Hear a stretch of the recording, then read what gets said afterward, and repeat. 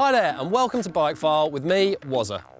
You join us today in a beautifully balmy Donington Park where I'm going to be having some playtime with Aprilia's Mille R. Now despite being just 4 years old, this bike is a thoroughbred V-twin of the highest order. So let's see what it's all made up of. Fully adjustable Öhlins forks and rear shock for sublime handling. Check. Fully adjustable Öhlins steering damper to calm any nasty tank slap moments. Yep, it's there.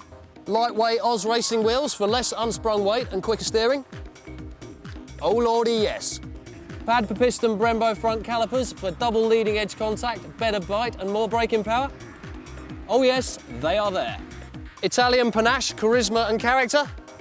By the truckload. Disgusting exhaust can, the size of the average family dustbin? Yep, unfortunately it seems you can't quite have everything. And all of this for 10 grand.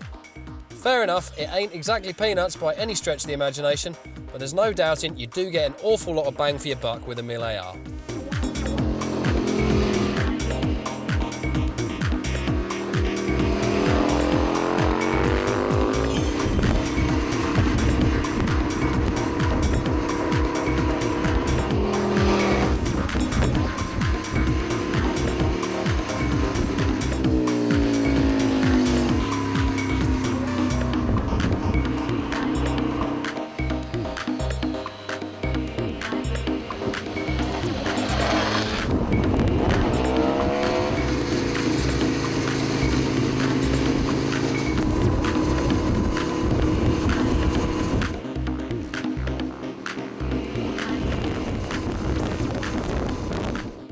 You could always save yourself a couple of grand and go for the standard Mille.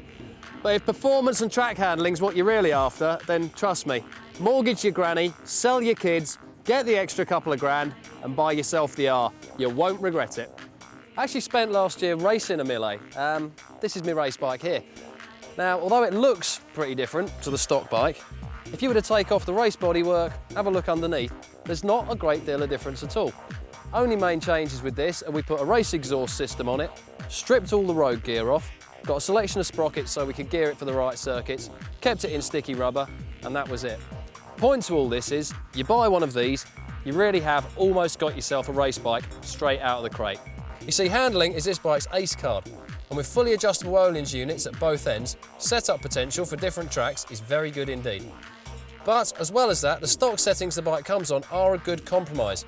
And as with all suspension adjustments, don't bother going tinkering just for the sake of it. Only do it when personally you feel that things could be better for your riding style. She's a chunky looking bike, the Mille, and if you sling a leg over her, she's going to feel a little bit cumbersome to start with thanks to the tall seat, chunky tank, all that kind of stuff. But get her rolling and it all drops away and you're left with probably one of the most responsive out-of-the-crate sports bikes on the market today. But enough from me and the Mille, because now it's time to go over and see Louise, who's out with the Sachs 800 Roadster.